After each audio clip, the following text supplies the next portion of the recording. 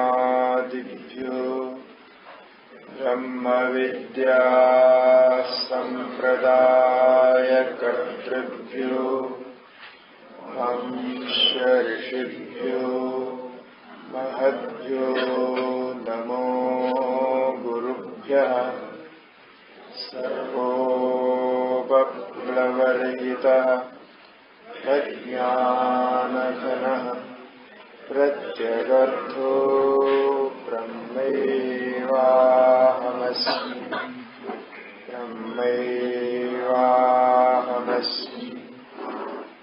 ॐ शान्ति शान्ति। ॐ सच्चिदानन्दरूपाय विश्वोत्पत्त्यादिहेतवे तापत्रयविनाशाय श्रीकृष्णाय वयं नमः। ॐ शान्ति शान्ति शान्ति। श्री सद्गुरु महाराज की जय। ओम नमो नारायणाय।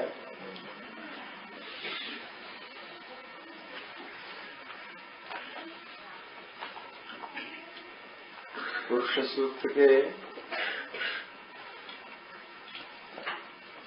जो 15वां मंत्र तक विचार हो गया था, उसके आगे जो ऋक आए हैं उसमें पहले वाला था वेदाहमेदं पुरुषं महांतम आदित्यवर्णम तमसा स्तुपारे। मंत्रद्रष्टा ऋषि का अनुभव बताए जो पूर्व में कहा, जिस प्रकार उस विराट पुरुष के ध्यान की प्रक्रिया बताई, उसको ध्यान करने से, ऐसा ध्यान करने से ऋषि को क्या अनुभव हुआ, उसको उस ऋषि स्वयं उस अनुभव का उपचार कर रहे हैं। ये फल आगे अभी बताएंगे। जो भी साधक इस प्रकार से जानेगा उसको भी ये फल प्राप्त होगा। धाधा पुरस्ताद यमुदा जहारा शक्र प्रविद्वान प्रदिशश्चदस्रः तमेवं विद्वान अमृतः भवति नान्य पंथा विद्यते नाय। ब्रह्मा जी ने पूर्व में इसी को ही सभी ओर से विचार करते हुए ध्यान के लिए इसी प्रक्रिया को बताया, साधन को बताया। इसलिए उस पुरुष को इस ध्यान के द्वारा जो भी इस लोक में जानता है वो भी अमरत्व को प्राप्त करता है, अमृतत्व को प्राप्त करता है। नान्य पंथा अयनाय विद्यते। इसको जानने के लिए और कोई मार्ग नहीं है। अयनाया का अर्थ मोक्षाया, ऐसा अर्थ किया है। मोक्ष को इस प्रकार ही प्राप्त कर सकते हैं। सायणाचार्य जी इस मंत्र के भाष्य के अंत में ऐसा लिखा है, नहीं कर्म सहस्रैर अमृतत्वं संपादयितुं शक्यते। अनेक कर्मों को करने से, कर्म करते करते अमरत्व प्राप्त होगा, ऐसा नहीं हो सकता। इसलिए यद्यपि हम इस पुरुष सूक्त के द्वारा काफी यज्ञ के बारे में ही विचार किया, तो भी तात्पर्य ज्ञान में ही है। यज्ञ संपादन करना एक अधिकारी के लिए आवश्यक होता है। जिस स्थिति में जो है उसको वहीं से आगे उठाना है, इसलिए यज्ञ संपादन करना आवश्यक है। किंतु यहाँ यज्ञ निष्पाद्यत्व के लिए विधान नहीं हो रहा है। यज्ञ का विधान साधन सामान्य के लिए हो रहा है, साधन करना चाहिए इस अर्थ में। इसलिए सायणाचार्य अंतिम में लिखते हैं कि न कर्मणा न प्रजया धनेन इत्यादि शास्त्रात्, न कर्मणा न प्रजया धनेन त्यागे नेगे अमृतत्व मानसु। ये जो साधन कहा गया तो त्याग भी चाहिए, त्याग से ही ज्ञान प्राप्त हो सकता है, उसी से ही इस अमरत्व को प्राप्त कर सकता है, ऐसा कहना यहाँ अभिप्राय है।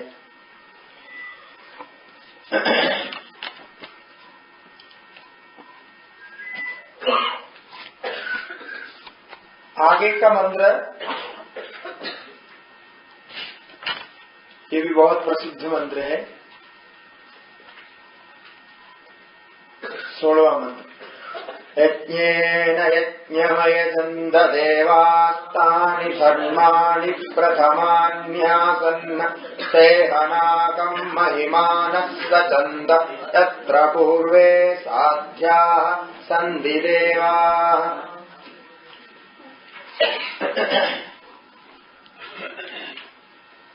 अभी तक जो विस्तार में कहा गया उसका एक संक्षेप ही है, कोई विशेष अर्थ इसमें नहीं। पूर्वम प्रपंचेन उत्तमर्थम संक्षिप्य अत्र दर्शयति। जो विस्तार से कहा गया अर्थ उसको संक्षेप में यहाँ बताया। यज्ञेन यज्ञम अयजन्त देवाः, कि देवताओं ने पुरुष को सामग्री बना करके यज्ञ का संपादन किया था और उस यज्ञ से सारी सृष्टि हुई थी। फिर उन्होंने सारे सृष्टि को पुरुष के रूप में जाना था, पुरुषेवेदगुम सर्वम इत्यादि से। तो उस यज्ञ को ही बात यहाँ कर रहे हैं। यज्ञेन यज्ञम अयजन्त देवा, देवाः देवताओं ने, साध्य ऋषि जो देव है इन सबने मिलके उस मानसिक यज्ञ को संपादन किया। इस प्रकार से चिंतन करते हुए यज्ञ किया, तपस्या की, साधन किया। किसके उद्देश्य करके किया? यज्ञम अयजन्त। तो उस यज्ञ के द्वारा उन्होंने उस सर्वव्यापकी परमात्मा को ही ध्यान किया। यज्ञो वै विष्णु, ऐसा श्रुति है, ऐसा वेद मंत्र है। भगवान विष्णु का एक नाम भी यज्ञ है, परमात्मा का नाम भी यज्ञ है। तो इसलिए ये यज्ञ, मानसिक यज्ञ जो किया उसके द्वारा उस भगवान विष्णु को ही उन्होंने तृप्त की, उसी का ही उन्होंने आराधन किया। तो इससे क्या हुआ? तानि धर्माणि प्रथमान्यासन। ऐसा यज्ञ का संपादन करने से उससे अनेक धर्म उत्पन्न हुए। धर्म का मतलब धर्म प्रधान सामग्री सारे उत्पन्न हुए, सारे जगत उत्पन्न हुआ, देवताएं उत्पन्न हुई, पशु उत्पन्न हुए, सब कुछ उत्पन्न हुए। तानि धर्माणि प्रथमानि आसन। तो देवताओं ने यज्ञ करके इन सामग्रियों का संपादन किया, तो इसीलिए उनके आशीर्वाद से ही ये सामग्री हमें प्राप्त हो रहा है। ये पहले का हमारा सोच है, बहुत पुरातन सोच है, विचार है कि जो कुछ भी हमें प्राप्त होता है वो भगवान की कृपा से प्राप्त होता है, देवताओं की कृपा से ही प्राप्त होता है। हम अपने आप कुछ नहीं संपादन कर सकते। विषेम देव हिदम यदायु, इसलिए हमारी संपूर्ण आयु उस देवता के लिए ही समर्पित होना चाहिए, क्योंकि उनकी कृपा से हमें ये आयु मिली हुई है, उनकी कृपा से हमें शरीर मिला हुआ, उनकी कृपा से सामग्री जो भी साधन भोग्य उनको प्राप्त हो रहे, सब उनकी कृपा से मिला। इसलिए हम उनको, उनके लिए ही ये समर्पित करना चाहिए। उन्होंने जो हमको दिया उसका धन्यवाद देना चाहिए। ये धन्यवाद देने की प्रक्रिया ही, धन्यवाद देने की तरीका ही हम दान के रूप में, यज्ञ के रूप में करते हैं। ये बहुत पुरानी सोच है। इसलिए भगवान ने गीता में भी कहा, इसको विस्तार से गीता में बताया, सहयज्ञा प्रजा सृष्ट्वा पुरोवाच प्रजापति अनेन प्रसविष्यध्वम येषवोत्तुष्ट कामधुक् देवान् भावय दानेन ते देवा भावयन्तु परस्परं भावयन्तः श्रेय परमवास्यथ। कि यज्ञ की यज्ञेन यज्ञमयजन्त देवा, ये जो कह रहे हैं, इसी का ही अर्थ भगवान ने वहां कहा। यज्ञ के द्वारा यज्ञ का संपादन किया, सब धर्मों के उन्होंने प्रजा, सब लोगों के दया, आपको भोग दिया, सब कुछ दिया, तो आपको फिर उससे क्या कर्तव्य है, आपको उससे क्या करना चाहिए? तो कहते सह यज्ञा प्रजा सृष्टवा पुरोवाच प्रजापति ही। प्रजापति ब्रह्मा जी ने सृष्टि के पूर्व काल में प्रजाओं के साथ, मैंने प्रजाओं को जो सृजन किया, साथ में यज्ञों का भी सृजन किया। मतलब ये जो यज्ञ मन यज्ञ सामग्री, ये सारे लोग हैं, उनका भी सृजन किया। फिर सृजन करके क्या कहा, ये मुख्य है, अनेन प्रसविष्यध्वम येषवोत्तिष्ठ कामधुक्। इस यज्ञ के द्वारा आप लोग अपने इष्ट वस्तु को प्राप्त कीजिए। जो इष्ट वस्तु कामधुक्, इष्ट कामधुक्, इष्ट कामनाओं को सिद्ध करने वाला यज्ञ होता है। तत्त साधन देवताओं को समर्पित करते हुए आप इष्ट साधन को प्राप्त कर सकते हैं। इससे क्या व्यवस्था हुई? क्योंकि कोई भी अपने फायदा देखे बिना कुछ करता नहीं। देवताओं को आप कुछ देंगे तो देवता आप कुछ वापस दें, देवता आपके लिए कुछ देंगे। आप कुछ देंगे नहीं तो आपको कुछ मिलेगा नहीं। इसलिए कहते हैं मंदिर में जाते वक्त खाली हाथ नहीं जाना चाहिए। खाली हाथ जाते हैं तो खाली हाथ वापस आए, ऐसा बोलते। तो ये भाव है आपका, तो भावना करनी चाहिए कि कोई संत के पास जाता है कोई प्रश्न पूछने के लिए, तो समित पाणय स्तोत्रियम ब्रह्मनिष्ठम, कुछ लेके जाना चाहिए। समिधा लेके जाते हैं, समिधा उस समय रोज यज्ञ के लिए इस्तेमाल होता था, तो उसको लेके के शिष्य जाते हैं, तब प्रश्न पूछते हैं, फिर उनको उत्तर मिलता है। तो कुछ देने से ही कुछ प्राप्त होता है, ये सामान्य नियम है। इसलिए कहा देवान भावय दानेन ते देवा भावयन्तु वः। इस यज्ञ को करते हुए आप देवताओं का पूजन करेंगे, देवताओं को तृप्त करेंगे, तो देवता आपकी रक्षा करेंगे, आपके इष्ट काम को सिद्ध करेंगे।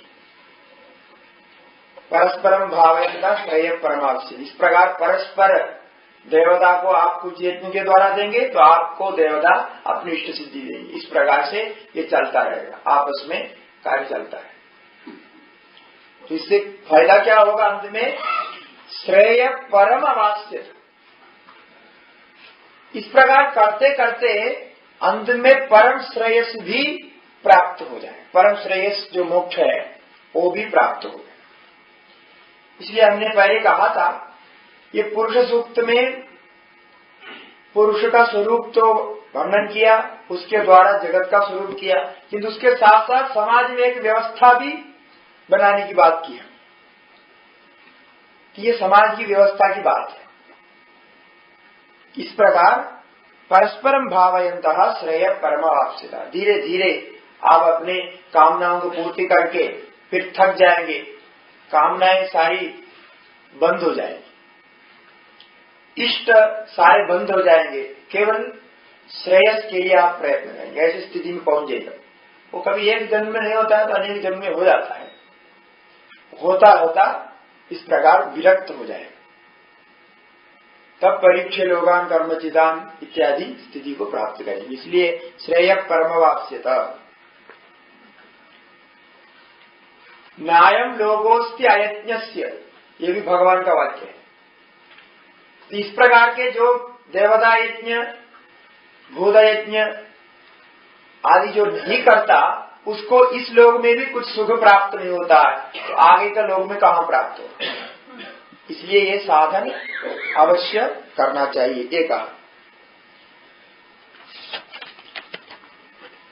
यही तात्पर्य यहाँ तानि धर्माणि प्रथमान्यासन, उससे कि प्रथम में जितने धर्म उत्पन्न हुए ये सब उसी के लिए है। तो ये करने से जो फल प्राप्त होता है वो मंत्र स्वयं कह रहा है। तेह नागम महिमान सचंद यत्र पूर्वे साध्या संधि देवा। ऐसे महिमान ते महिमान, इस प्रकार से जो भजन करने वाले उपासक है, साधन करने वाले उपासक है, वो महात्मा होकर के जहाँ साध्य, पहले जो देवता थे जिनके नाम से साध्य ऋषयश्च ये कहा था, तो साध्य ऋषि जिस स्थिति को प्राप्त हुए हैं, जिस स्वर्गलोक में स्थित है, स्वर्गलोक यहाँ तो कोई लोक विशेष नहीं है, नाकम शब्द का प्रयोग किया। अकम माने, अकम का अर्थ होता है पापम, न अकम अपापम, उसका अर्थ होता है सुखम। तो सुख रूप आनंद रूप उस पद को प्राप्त किए हैं ऋषियां और देवता, उस पद को आप भी प्राप्त करेंगे। तो सीधा अर्थ है इसका देह हा, आश्चर्य के लिए, क्या आश्चर्य है कि ऐसा करने से महिमान स्वतंत्र उसी लोगों को वो प्राप्त करते हैं, संपादन करते हैं। यत्र पूर्वे साध्या संधि देवा, यत्र यस्मिन् नागे, यस्मिन् जिस स्वर्गलोक में पूर्वे साध्या, पूर्व में जो देवता उत्पन्न हुए थे, ऋषि उत्पन्न हुए, वो सब जिस स्थिति को प्राप्त किए, आप भी उसी स्थिति को प्राप्त करेंगे इन साधनों के द्वारा। अब ये जो यज्ञ साधन बताया पहले, ये अभी यज्ञ साधन धीरे धीरे समाप्त हो गए। बहुत कम लोग यज्ञ को जानते, कल हम इसके बारे में विचार किए, लेकिन साधन समाप्त नहीं हुआ। यज्ञ याग आदि तो अवश्य समाप्त हो गए, लुप्त प्राय हो गए, समाप्त हो गए ऐसे नहीं कह सकते, लुप्त प्राय। किंतु यज्ञ से लक्षित होने वाले साधन समाप्त नहीं। काल चक्र की गति में परिवर्तन आते आते यज्ञ का रूपांतरण होकर के हम अभी भी जो कुछ कर रहे हैं, पूजा पाठ कर रहे हैं, वो सब यज्ञ के अंदर आता है।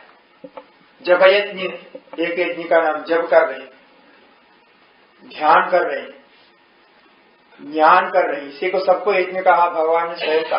ये सभी यज्ञ है, ज्ञान यज्ञ, सदापरे, स्वाध्याय ज्ञान यज्ञ, ये सब को यज्ञ कहा, क्योंकि ये सब साधन के अंतर्गत आ गए। तो स्वाहा करके आहुति देना मात्र यज्ञ नहीं। तो इन यज्ञों को करते हुए भी हम उसी फल को प्राप्त करेंगे जो पहले देवता ऋषियों ने प्राप्त किया। अब यज्ञ का परिवर्तन क्यों हुआ वो तो हम जानते हैं, क्योंकि काल में कुछ परिवर्तन हुआ, उसके साथ उस यज्ञ का भी परिवर्तन हो गया। अब जो है देख के एक तो आपको 10-15 साल में भी एक परिवर्तन और दिखाई पड़ता है कि पहले लोग सुबह उठ करके ध्यान जप करना यज्ञ मानते थे, मतलब उसको साधन मानते थे। आजकल क्या है कि सुबह उठ करके हाथ पैर धो के टीवी के सामने बैठ जाते हैं, तो टीवी में प्रवचन आता है, वो नियमित रूप से सुनते हैं। हमने ऐसे कई माताओं को देखा, कई लोगों को देखा, वो नियमित रूप से इस प्रवचन को सुनते हैं, बोलते हैं कि हम लोग बाकी साधन नहीं कर सकते हैं, हम प्रवचन सुनते। लेकिन कैसे बदल गया, हमारे सामने ही बदल गया। फिर शाम को भी सुनते हैं नियमित रूप से, इसी को ही अपना स्वाध्याय मानते हैं, इसी को ही जप मानते हैं, इसी को भी तप मानते, सब कुछ हो गया। अब उससे कितना फायदा होता है वो तो पता नहीं है, लेकिन बदलता जरूर है। सब साधनों को छोड़ देने से हमको डर लगता है ना। सबको छोड़ दिया, हम कुछ नहीं कर रहे हैं, भगवान के लिए कुछ नहीं कर रहे हैं, मंदिर नहीं जा रहे हैं, तो डर लगता है। इसलिए कुछ न कुछ हम करना चाहते हैं। इसलिए ये टीवी के सामने बैठना भी एक तब उसने मान लिया, ये तो साधन मान लिया, तो थोड़ा तृप्त होता है। कोई महात्मा जी आते हैं, कोई आते हैं तो बोलते हैं हम नियमित रूप से ये सुनते हैं, ऐसा बोलते हैं, बहुत अपने मतलब भाव से बोलते हैं कि मतलब और कोई ऐसा नहीं कर सकता इस प्रकार से, इस प्रकार नियमित रूप से सुनना आपके बस के नहीं है, ऐसे बोल। तो देखिए ये साधन हमेशा बदलता रहा है, इसको आपको स्वीकार करना पड़ेगा। अब वापस आप यज्ञ याग आदि में, अग्निहोत्र आदि में नहीं ले जा सकते। कुछ लोग प्रयास भी कर रहे हैं, आर्य समाज आदि प्रयास कर रहे हैं उसको वापस ले जाने के लिए, लेकिन कामयाब नहीं हो सकते, पूरे कामयाब नहीं हो सकते। कुछ अंश में जाता है, कुछ अंश में तो सभी जाएगा, क्योंकि सभी तो समाज में जो आप जैसा चल रहा है, किसी के पास समय नहीं है। ब्राह्मण को ब्राह्मण का कर्तव्य करने का समय नहीं है, गृहस्थ को गृहस्थ का कर्तव्य करने का समय नहीं है, तो फिर क्या करेंगे? वो बेचारा लाचार है, जैसा है वैसा जीना पड़ता है। इसलिए हमें इसमें से रास्ता निकालना पड़ेगा साधन के लिए, क्योंकि साधन किए बिना आप नहीं रह सकते। तो जैसा समय मिलता है आप सब ग्रंथों का अध्ययन कीजिए, स्वाध्याय कीजिए, और ऐसे प्रवचनों का सुनने का समय निकालिए। और जैसा ही मौका मिला, जहां भी कोई भगवान का रूप, भगवान का दर्शन होता है, वहां नमस्कार पूरे विनय के साथ वहां नमस्कार करना। और जहां दान देने का मौका मिला वहां दान देना, क्योंकि अभी पहले जैसा पर्व दे करके सारे हिसाब से कब दान देना है, कौन से पर्व में, कौन से समय में किसको दान देना है, कैसे दान देना है, उसके लिए सब नियम है, वो सब करके दान हम नहीं दे सकते, क्योंकि जानते नहीं। तो इसलिए इसको जैसा समय मिले दान करना। तो इसके साथ और क्या करना है कि आपके जो बच्चे हो रहे हैं, आपके जो बच्चे हैं या बच्चे के बच्चे हैं, अब लोग दादा बने हैं तो उनके बच्चे के बच्चे हैं, जो छोटे हैं, उनको सही मार्ग में लाने का प्रयास करना, ये आपके दायित्व में। तो इसका प्रयास आप करते रहना चाहिए। यद्यपि उसमें भी कठिनाई है, वो मानेंगे नहीं आपकी बातें, तो भी कुछ समझा बुझा करके धीरे धीरे संध्या में कुछ समय भगवान के सामने बिठाना, उनको कुछ कथा सुनाना, इस प्रकार के संस्कार बनाना। ये सब लुप्त हो रहे हैं, ये लुप्त हो जाएगा तो हमको साधन क्या करना है मालूम नहीं पड़ेगा।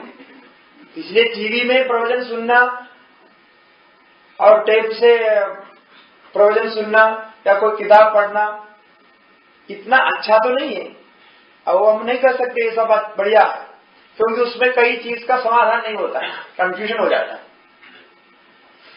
किंतु कुछ नहीं कर पाते हैं तो उतना तो करके कुछ तो विचार रखते हैं, उससे सैटिस्फाई नहीं होना है, आगे हमको बढ़ना है। तो इसलिए साधन का परिवर्तन होता आया है, तो साधन हमें किसी भी प्रकार से अपनाना ही पड़ेगा, क्योंकि हम साधन के बिना रह नहीं सकते। कर्मयोग को, इसलिए भगवान ने क्या कहा, कर्मयोग को ही साधन बनाओ, कर्म को छोड़ नहीं सकते हो, नहीं देह वृद्धा शक्यम, देहधारी है तो कर्म को छोड़ नहीं सकते हैं, तो इसलिए कर्म को ही साधन बनाओ, जैसा भी साधन बनाओ, साधन तो अवश्य करो, ये अभिप्राय है। इसलिए यत्र पूर्वे साध्या संधि देवा, तब बाद में आप उस स्थिति में क्रमशः पहुंच जाएंगे। इस प्रकार यहाँ 16 ऋक यहाँ समाप्त हो जाता है, जो पुरुष सूक्त के मुख्य अंश है। अभी इसका दूसरा भाग है, इसको उत्तर नारायणम कहते हैं। उत्तर नारायण में पहले जो कहे हुए बात ही दोहराएंगे, किंतु कुछ विशेष बात भी बताएंगे। तो उसका उत्तर नारायण का पहला मंत्र है, अभ्यसंभूत पृथिव्यैरसाश्च विश्वकर्मणः समवर्तदाग्रे तस्य त्वष्टा विदधद्रूपमेधि तन्मत्तस्य देवत्वमाजानमग्रे।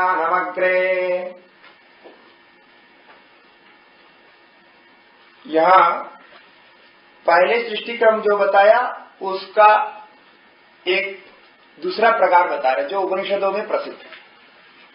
अद्य संबोध पृथ्वी, पृथ्वी जल से उत्पन्न हुई, ये तैत्तरीय उपनिषद में आया। आकाश से वायु, वायु से अग्नि, अग्नि से जल, जल से पृथ्वी, ऐसे उत्पन्न हुई है, तैत्तरीय में आया। तो पृथिव्या अभ्य मन पृथ्वी से संभूत, पृथिव्या नहीं, जल से पृथ्वी उत्पन्न हुई, तो पृथ्वी से फिर औषधि वनस्पति इत्यादि उत्पन्न हुई। तो इसमें पूर्व में जो नहीं कहा आकाश आदि की उत्पत्ति माननी चाहिए, सबकी उत्पत्ति होगी। और उत्पन्न होने के बाद क्या हुआ? रसाश्च विश्वकर्मणः समवर्तदाग्रे, और जो ईश्वर उत्पन्न किया उस ईश्वर का संबंध, मतलब उस ईश्वर से प्रेम भी हो गया। ईश्वर का स्वरूप आनंद है, वो आनंद भी हो गया। इसका मतलब क्या है? यहां आदित्य भगवान की स्तुति है, ये मंत्र आदित्य स्तुति है। तो यहां संशय होता है कि इस प्रकार के उत्पन्न लोक कहां से कैसे आया और उसके उत्पत्ति करने वाले कौन हैं, और उत्पत्ति करने के बाद वो उत्पन्न वस्तु उन दोनों का संबंध क्या हुआ, इत्यादि प्रश्न है जो पहले हम करके आए हैं। तब उसका संक्षेप कर रहा है। ये पृथ्वी उत्पन्न हुई जल से, और जिसने उत्पन्न किया विश्वकर्मणा, विश्वकर्मा इधर कह रहे हैं, विश्वकर्मा का अर्थ यहाँ भगवान है, ईश्वर है। ईश्वर से ये पृथ्वी उत्पन्न हुई, उसके साथ वो जिसने इसको उत्पन्न किया उसके साथ हमारा प्रेम हो गया, उसको हम मानने लगे, क्योंकि हमारे लिए सब दिया है उन्होंने, हमारे लिए जो भी भोग चाहिए सब दिया है। इसके कारण रसाश्च विश्वकर्मणः रसाश्च समवर्तदाग्रे, इसके संबंध में उसको मानने लगे, भगवान से ही सब कुछ हुआ है, इसलिए उसकी भक्ति करने लगे। तस्य त्वष्टा विधवत ध्रुवमेदि, त्वष्टा का अर्थ आदित्य है, और उस भगवान से ही ये आदित्य ने सबको पोषण करना आरंभ कर दिया। भगवान ने सृजन करके आदित्य को भी सृजन किया, और आदित्य रोज उदय होकर के सब पेड़ पौधों को पोषण करता है, खाना तैयार करने के लिए मदद करता है, वर्षा लाने के लिए मदद करता है, सबके लिए आदित्य मदद करता है। इसलिए तस्य त्वष्टा विधदत् ध्रुवमेदि, विशिष्ट रूप को प्राप्त करके इस जगत को रक्षा करने लगे। इसलिए वेद में आदित्य एक बहुत बड़ा देवता है। सुबह उठ करके गायत्री मंत्र के द्वारा आदित्य को नमस्कार करते हैं, अर्घ्य देते हैं, उनको उनकी ही पूजा होती है, क्योंकि आदित्य का हमारे जीवन के साथ बहुत निकट संबंध है। इस संबंध को लेकर के आदित्य की स्तुति यहाँ हो रही।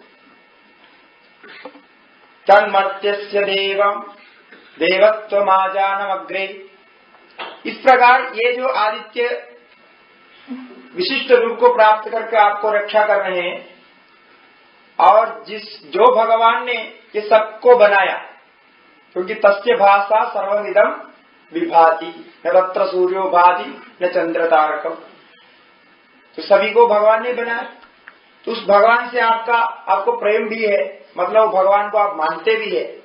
इसीलिए ये आदित्य के द्वारा उस भगवान को मानने के कारण आदित्य हमको सीधा पुष्ट कर रहा, और आदित्य को बनाया वो भगवान जो दिखाई नहीं पड़ता, वो परमात्मा ने आदित्य को बनाया, आदित्य को वो भगवान ही चलाते हैं। इसीलिए इस आदित्य के द्वारा उस भगवान को जानेंगे, तब तन्मर्त्यस्य देवत्वम, इस प्रकार जो मर्त्य मनुष्य है वो देवत्व को प्राप्त करता है, आदित्य द्वारा देवत्व को प्राप्त करता है। इसलिए ऐसे ध्यान करने वाले जो मनुष्य होगा वो इस लोक से आदित्य लोक को प्राप्त करते हैं, ऐसा वेद मंत्रों में आया है। अभी ईशावास्य उपनिषद में भी अंतिम में आदित्य लोक को प्राप्त करने वाले जो उस उपासक है, साधक है, उसके बारे में ही वर्णन है।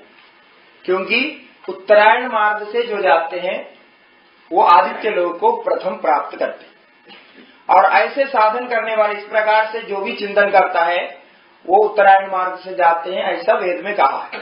इस सबको मिला के बोल रहे हैं संक्षेप में। तस्य त्वष्टा विदधत रूपमेति तन मर्त्यस्य, मर्त्य माने मृत्यु लोक में रहने वाले को मर्त्य कहते, मरने वाले। तन मर्त्यस्य देवत्वम आजानम, आजान मन उत्पन्न हुआ अग्रे, अग्रे माने प्रथम। तो सर्वप्रथम देवत्व प्राप्ति आदित्य के द्वारा ही आपको होता है, आदित्य ही आपको रक्षा करता है। इसलिए बचपन से सिखाया जाता है, जैसा बाहर आ जाता है सूर्य को देख करके नमस्कार करने को सिखाते हैं। अभी भी लोग करते हैं, जब भी सूर्य दिखता है कहीं भी नमस्कार करते हैं।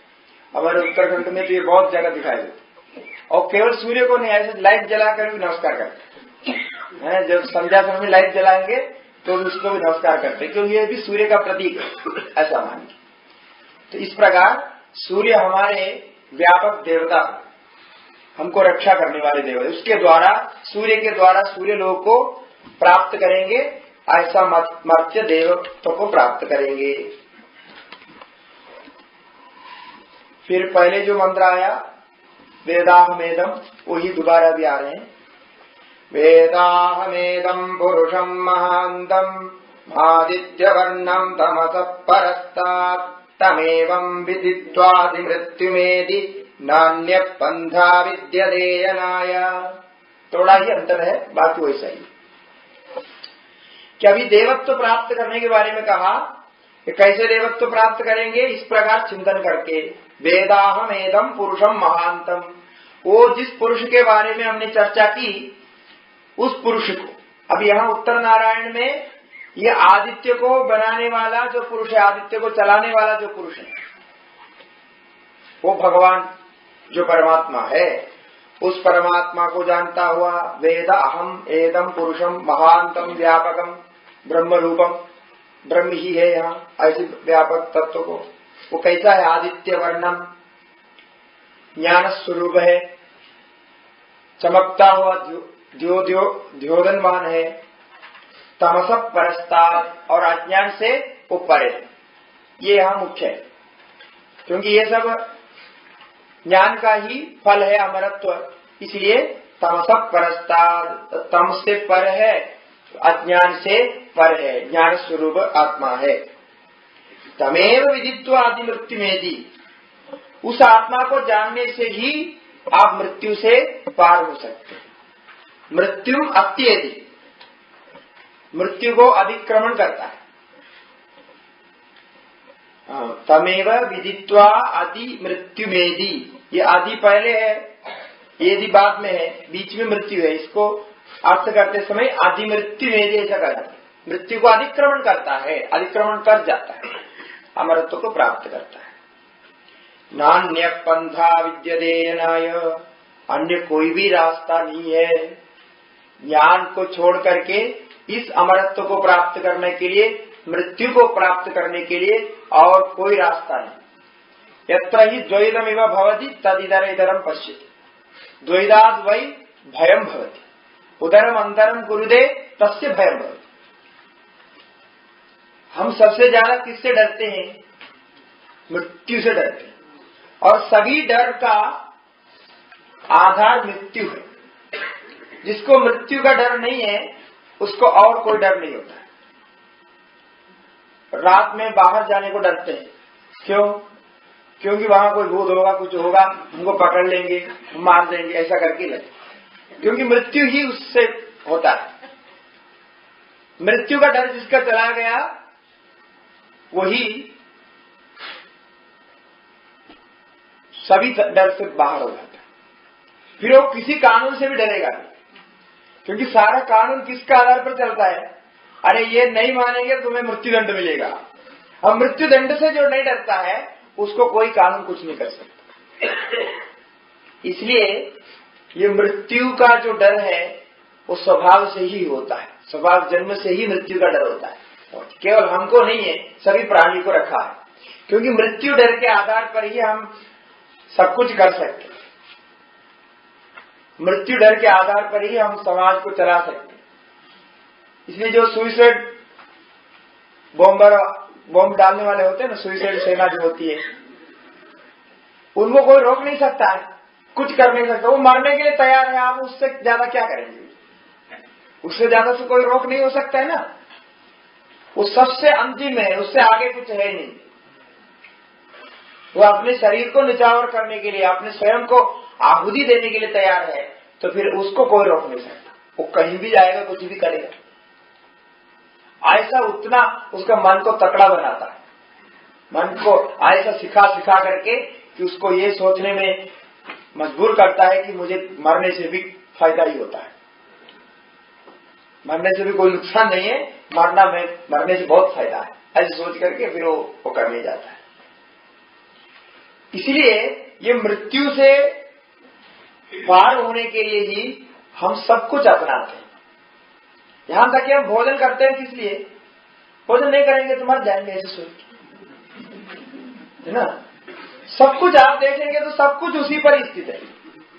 ये हमारे ऋषियों ने समझा कि सारा खेल किसी के आधार पर चल रहा है, जगह मृत्यु के आधार पर चल रहा है। मृत्यु से डरता है, इसलिए सब कुछ कर रहा है। तो मृत्यु का डर कब समाप्त होगा, उस पर उन्होंने चिंतन किया। तो उन्होंने कहा कि यत्र द्वैतम इव भवति, जहां द्वैत होता है, द्वैतात् वही भयम भवति, दूसरे से ही डरता है। हम अपने से नहीं डरते, अपने स्वयं से तो डरते नहीं, डरते हमेशा दूसरे से। कोई भूत प्रेत से डरते हैं, कोई पुलिस से डरते हैं, कोई जानवर से डरते हैं, जान जान से हमें आपत्ति आ सकती है, उन सबसे डरते हैं। फिर भगवान से भी डरते हैं। तो डर जहां भी होगा वहां दूसरा होगा, द्वैतात् वही भयम। दूसरा होता है तब डर जरूर होगा। इसलिए ये मृत्यु, अधिमृत्यु का अर्थ द्वैत भाव से ऊपर उठना, अमरत्व को प्राप्त करना। इसलिए तो अमरत्व प्राप्त करना चाहते हैं, हमें कभी मृत्यु ना हो ये प्राप्त करना चाहते हैं। किंतु आप सामान्य रूप से इतने वेदांत सुनने के बाद विचार करने से ही आपको मालूम हो जाएगा मृत्यु कभी आपकी होती नहीं। मृत्यु किसकी होती है? ये शरीर की होती है। और शरीर की जो मृत्यु होती है उसको कोई रोक सकता है? कभी किसी ने रोका? नहीं रोका। तो फिर ये सब मिलाकर देखने से हम डरते क्यों हैं मृत्यु से? ये समझ में नहीं आ रहे ना। ये डरने का कोई कारण नहीं है वास्तव, क्योंकि जो चला जाएगा वो चला ही जाएगा। आप बचा के रखो, कितना भी बचा के रखो, वो चला जाएगा। जातस्य ही ध्रुवो मृत्यु ध्रुवम जन्म मृतस्य च तस्माद अपरिहार्यर्थे न त्वं शोचितवान्। ये भगवान सीधा ही कह दिया उनको कि जो जन्म लिया है अर्जुन, जो जन्म लिया वो तो मरेगा ही। आज तुम मारो या नहीं तो दूसरे मार देगा, नहीं तो स्वयं मरेगा। जातस्य की ध्रुव मृत्यु ध्रुवम जन्म मृतस्य। और जन्म जिसका है उसकी मृत्यु है, और जो मरा फिर वो जन्म लेगा। ये तो दूसरे सिद्धांत। लेकिन जन्म जो लिया वो ही मरा, वो मरेगा ही जरूर। तो शरीर का जन्म हुआ है, शरीर मरेगा। हमारा जन्म नहीं हुआ, आत्मा की जन्म नहीं, सूक्ष्म शरीर की जन्म नहीं। सूक्ष्म शरीर अमर होता है, एक शरीर से दूसरे शरीर जाता ही रहता है, स्थूल शरीर बदलता रहता है। तो इसलिए ये जो मृत्यु का भय है ये भी कल्पित है, अज्ञान के कारण कल्पित है। इससे पार होने के लिए आपको विचार करना पड़ेगा। अब विचार करने के इतने मजबूती से विचार करना पड़ेगा, इतनी गहराई से विचार करना पड़ेगा, क्योंकि ये मृत्यु का डर उतना ही गहराई में बैठा होगा।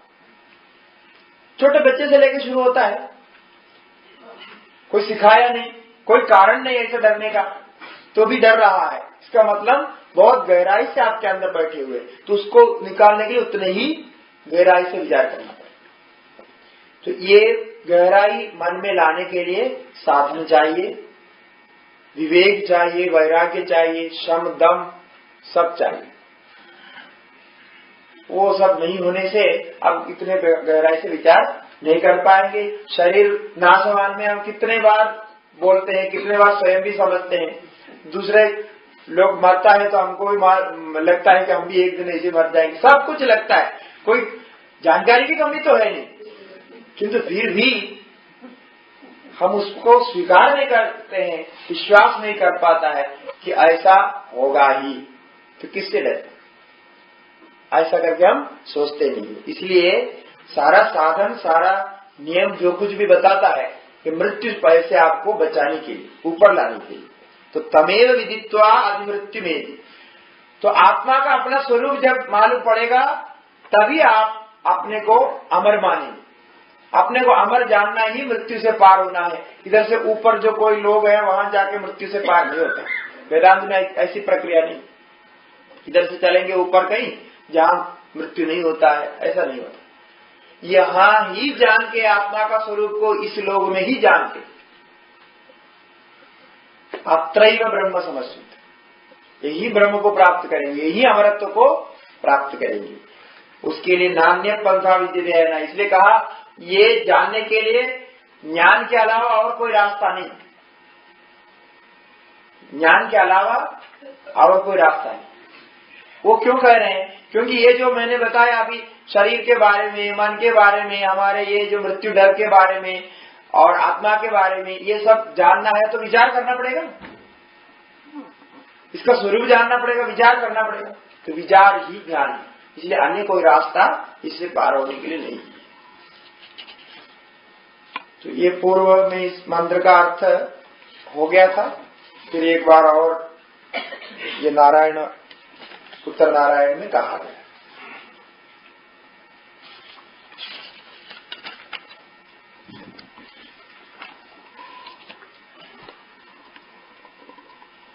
आगे वो परमात्मा को ध्यान करने की कुछ प्रक्रिया अंत में बतानी है, कुछ साधन का अंश उसको सूचित करना है।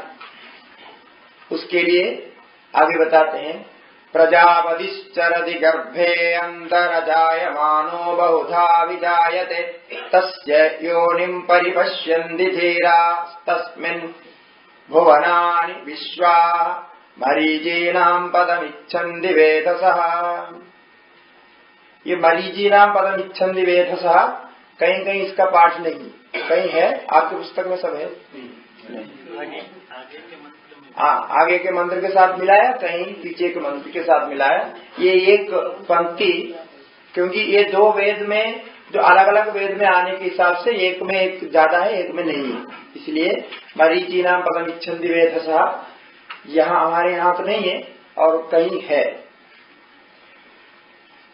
प्रजापतिश्चरति गर्भे अन्तः, अब जो भगवान के बारे में बोला, जो भगवान आदित्य को भी चलाता है, आदित्य का भी कारण है, सारा जगत का कारण है, ऋषियों का कारण है, वो भगवान कौन से भुवन में रहता है, कहाँ रहता है? ऊपर से ऊपर रहेगा। आदित्य को चलाने वाले तो इधर तो नहीं रह सकता है, है? वो उसको रहना पड़ेगा कहीं उधर उस तरफ, इसलिए भगवान ऊपर रहते हैं। तो ये हमेशा कोई भी आप वेद मंत्र में उपनिषद आप सीखेंगे, आपको मालूम हो जाएगा, पहले भगवान के बारे में सब वर्णन करेगा, उसके बाद वो भगवान को आपके अंदर, आपके निकट लाए। ये हमारे वैदिक परंपरा की ये विशेषता है, कभी भी आपके दूर रख करके छोड़ेगा नहीं, उसको कहीं न कहीं किसी प्रकार से कथा बना करके आपके निकट ला करके छोड़ देगा। तो कम से कम ये तो इतना तो समझ लें कि भगवान हमारे पास ही। इसलिए इतना जो कुछ कहा, इसके लिए साधन बताना है कि इसको, उस परमात्मा को कैसे प्राप्त करेंगे जो आदित्य को भी चलाता है, आदित्य के द्वारा प्राप्त करना है इसको। इसलिए क्या समझेंगे आप, पहले यहाँ से मरने के बाद हमको जाना पड़ेगा आदित्य। कई लोग प्रश्न भी करते हैं, इधर से जाएंगे कैसे? हाँ, मरने के बाद तो कुछ दिखाई नहीं पड़ता है ना, तो इधर से वहां जाएंगे कैसे, फिर उससे उसके अंदर होगा, इसके ऊपर होगा, कैसे कैसे है। तो बोला प्रजापति चरति गर्भे अंतः, कि वो जो परमात्मा है, यहाँ प्रजापति का अर्थ परमात्मा, प्रकर्षेण जायन्ते यदि प्रजा, प्रजा का अर्थ बहुत उत्पन्न होते ही रहता है, उत्पन्न होते रहता है, उसको कहते हैं प्रजा। तासाम पति, उन प्रजाओं का जो पति है, जो स्वामी है, सबके नियंता है, गर्भे अंतः सर्व प्राणिनाम उदर मध्य अंतर्यामी रूपेण यश्चरति, वो परमात्मा सबको सृजन करके सबके अंदर प्रवेश करके बैठा है। ऐसा बैठा ही वो सबको चलाता है। आदित्य को चलाने के लिए आदित्य को ऊपर कहीं लोक में नहीं रहता है, वो आदित्य के अंदर रहता है। आपको चलाने के लिए वो आपके अंदर रहता है। इसलिए प्रजापति चरति गर्भे अंतः, गर्भ के, गर्भ माने यहाँ अंदर को लेने के लिए कह रहे, अंदर ही वो गर्भित है, उसके अंदर रहा। गर्भ शब्द का अर्थ होता है संस्कृत में किसी चीज को किसी चीज के ऊपर से ढक दिया जाता है तो उसको गर्भ कहते हैं। किसी के पेट में कुछ है तो उसको गर्भ कहते हैं। तो किसी का अंदर कुछ रखना, तो ये भगवान हमारे अंदर ही बैठे हुए। ईश्वर सर्वभूतानां हृदय अर्जुन तिष्ठति, अहमात्मा गुडाकेश सर्वभूताशय स्थितः। और क्या, सर्वस्य चाहम हृदि सन्निविष्टः। कितने वाक्य आपको मिलेंगे, बहुत मिलेंगे। तो ऐसा भगवान सबके अंदर ही रहता है, अंदर रह करके चलाता है। फिर क्या है, अजायमानो बहुधा विजायते, उसका निरुपाधिक स्वरूप तो जन्म नहीं लेता। अजायमान, नहीं जन्म लेने वाला है। भगवान का स्वरूप तो जन्म लेने वाला नहीं है। अभी तक हम जन्म की कथा बताई तो ये जन्म लिया ऐसा आप सोच लेंगे ना, ऐसा नहीं सोचना। अजो विसन्न अव्ययात्मा भूतानाम ईश्वरो विसन्न, भगवान भी कहा। भगवान ने भी बहुत प्रकार की सृष्टि बताई वहां। उसके बाद सोचा, ये सोचेंगे मैं जन्म लेता हूँ, अभी मैं श्री कृष्ण बन करके खड़ा हूँ तो कौन नहीं समझता है कि मैं देवकी का पुत्र हूँ, अभी कौन नहीं समझता। इसलिए भगवान ने कहा अजो विसन्न अव्ययात्मा, मैं जन्म लेने वाला नहीं, मैं जायते अजह। अव्यय आत्मा, मेरे में कोई चुदी नहीं होती है, मेरे में कोई क्षति नहीं होती है, मुझे कौन पकड़ सकता है, कौन मार सकता है। अजो विसन्न अव्यय आत्मा भूतानाम ईश्वरो विसन्न, सब प्राणियों का वो मैं शासक हूँ, सब प्राणियों का अंतर्यामी रूप से निवास करता हूँ। फिर भी आपको समझाने के लिए, अपनी महिमा दिखाने के लिए अनेक रूप से प्रकट होता है। तो ये भगवान की लीला है। लीला का मतलब आपको उस भगवान की महिमा समझाने के लिए ये सृष्टि उन्होंने रची है। श्रुति में भी आया, इंद्रो माया भी पुरुरूप ईयते, वो भगवान अपनी माया शक्ति से अनेक रूप में प्रकट हो जाता है। एकधा भवति, द्विधा भवति, त्रिधा भवति, दशधा भवति, ऐसे वाक्य आया। एक रूप में, अनेक रूप में वो प्रकट हो जाता है। सब रूप उसी का ही है। तो ऐसे अजायमानो बहुधा विजायते, ये सब वेदांत की बात बोल कि वास्तव में स्वरूपद आत्मा अजन्मा है, उसका जन्म नहीं होता किंतु जन्म दिखाता है। इसलिए कृष्ण बन के आया, राम बन के आया, परशुराम बन के आया, अनेक देवता के रूप में आपके सामने प्रकट होकर के कुछ लीलाएं की, जिससे कि आप भगवान की महिमा जाने और भगवान के स्वरूप जानने का प्रयास करें। भगवान हमेशा आपसे यही मांगता है कि आप भगवान का स्वरूप आप जानें, भगवान के लीलाओं के द्वारा भगवान के स्वरूप को आप जानें। भगवान का आकार तो अलग है, कृष्ण एक नाम है और भगवान का एक आकार है, कृष्ण भगवान का। वो जानना तो शुरू में ऐसा होता है, भगवान को जानने के लिए उसको जाने, किंतु उसी को ही नहीं जानना, भगवान का ये अजायमान स्वरूप को जान। तत्व रूप से भगवान क्या है, तत्वदो ज्ञात्वा विशदे तदनंतरम, तत्व रूप से जानने से ही अभिप्राय है भगवान।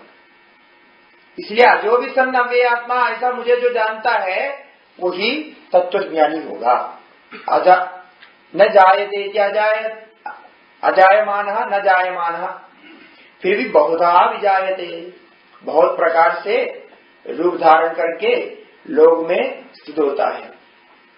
तो जितने भी देवता है सभी उसी के शरीर में है। एकादश अध्याय में अर्जुन ने क्या दर्शन किया, अर्जुन को महिमा दिखाई कि देखो मैं ये जो कृष्ण रूप से दिख रहा हूं वो नहीं, पश्यामि देवांस तव देव देहे सर्वान भूत विशेष संघान, क्या क्या उन्होंने गिनाए, कितने सारे देखिए, सबको उन्होंने अपने शरीर में दिखा करके ये दिखाया कि मैं सभी रूप में स्थित हूं, मेरे में ही सब कुछ है, मेरा एक कृष्ण का आकार एक में आप मत समझना। इसलिए ये अजायमान बहुधा विजायते का बहुत प्रकार से वो उत्पन्न होता है, स्वरूपतः वो नहीं होने वाला। तो उपाधियों के कारण वो अनेक दिखता है, निर्बाधिक रूप से एक है, और उपाधियों को लेकर के बोलेंगे वो सभी उसका रूप है। ये कहना तात्पर्य है। तस्य योनिं परिपश्यन्ति धीरा तस्मिन् हदस्तु भुवनानि विश्वा, तस्य योनिं परिपश्यन्ति धीरा, जो धीर होते हैं। धीर कौन होते हैं? कश्चित् धीरः प्रत्यगात्मानमैक्षत आवृत्त चक्षु अमृतत्वमिच्छन्। उपनिषद ऋषियों को पूछेंगे धीर कौन होता है, कोई दूसरे को मारने वाला नहीं होता है, दूसरे को मारना तो सभी कर सकता है। कश्चित् धीरः प्रत्यगात्मानमैक्षत आवृत्त चक्षु अमृतत्वमिच्छन्, जो अपने इंद्रियों को अंतर्मुख कर सकता है, अंतर्मुख करके उस आत्मा को जान सकता है, वो धीर है। बाकी तो आपको जो कुछ भी संपादन करना है वो तो पक्षियां कौवा भी करते। पक्षियों को देखना कितने सुंदर वो घोंसला बनाते, आप जैसा आप सोचने पर भी ऐसे घर नहीं बना सकते, इतने सुंदर घर बनाते। ये तो सभी करते हैं, वो कोई धीरता नहीं, वो कोई अपने पौरुष नहीं। तो यदि आपके अंदर धैर्य है, आप इतने धीर है, धीर शूर है, तो कश्चित् धीरा प्रत्येगात्मा न, प्रत्येगात्मा को जानो। परांचिकानि वदृणत् स्वयंभू तस्मात् परां पश्यति नान्तरात्मन् कश्चित् धीरः प्रत्येगात्मानमैक्षत आवृत्त चक्षु अमृतत्वमिच्छन्। तो अंतर्मुख हो जाओ, आत्मा के जानने के प्रयास करो। आत्मा के जानने के बाद आप देखो, आप जैसे धीर इस दुनिया में कोई नहीं होगा। आपको देवेंद्र भी नमस्कार करेंगे। आपसे अभी तो अपने परिवार के जो लोग हैं, अपने आसपास के लोगों को आप डराते हैं कि मैं बहुत बड़ा हूं, मेरे सामने ऐसी बात नहीं करना, इसे डराते हैं। किंतु आप ज्ञानी होने के बाद, आत्मज्ञान हो गया तो इंद्र भी आपसे डरेंगे, इंद्र आपको आके नमस्कार करेंगे, ऐसा होता। तो ये कौन सी धीरता है? यहाँ ये कोई धीरता नहीं। धीर हो तो ऐसे धीर होना चाहिए। इसलिए कहा धीरा, जो संसार गति के विपरीत चल सकता है, संसार के सुख दुखों को त्याग सकता है, अपने शरीर के मन के मांगों को, इच्छाओं को जो तप के द्वारा नष्ट कर सकता है, सीधी उल्टी दिशा में जो जा सकता है, वह धीर है, वो ही इसको प्राप्त करेगा। तस्य योनिम परिपश्यन्ति, योनि मन ये जो परमात्मा है, इसका स्वरूप को, इसका स्थान, इसकी स्थिति। योनि शब्द का अर्थ, योनि का अर्थ तो कारण होता है, तो यहाँ भाष्य में लिखा स्थानम स्वरूपम, ये सबका कारण वही है, सबका मूल वही है, ऐसा जान लेता है। तो कारण परमात्मा को वो धीर जान लेता है। जानने से क्या होगा? तस्मिन् तस्तु भुवनानि विश्वा, ये सारे भुवन उस परमात्मा में स्थित है। वो परमात्मा सबका कारण रूप से स्थित है, ऐसे जानता है। विश्वाह भुवनानि, विश्वानि भुवनानि होना चाहिए, बाकी छंद के कारण छोड़ दिया। विश्वाह भुवनानि, जितने भी भुवन है वो सब तस्मिन् तस्तु, उस परमात्मा में ही स्थित है। वो परमात्मा ही सबका कारण है।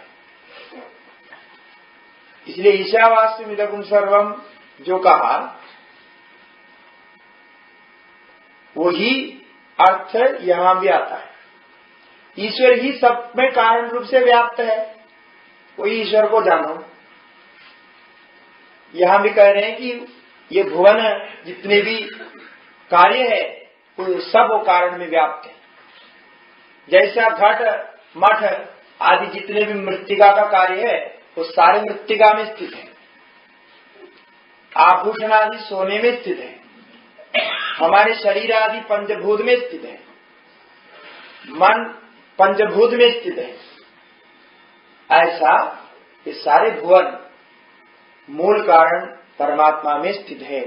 ऐसा जो जानता है वही धीर है, वही इस संसार को पार करता है।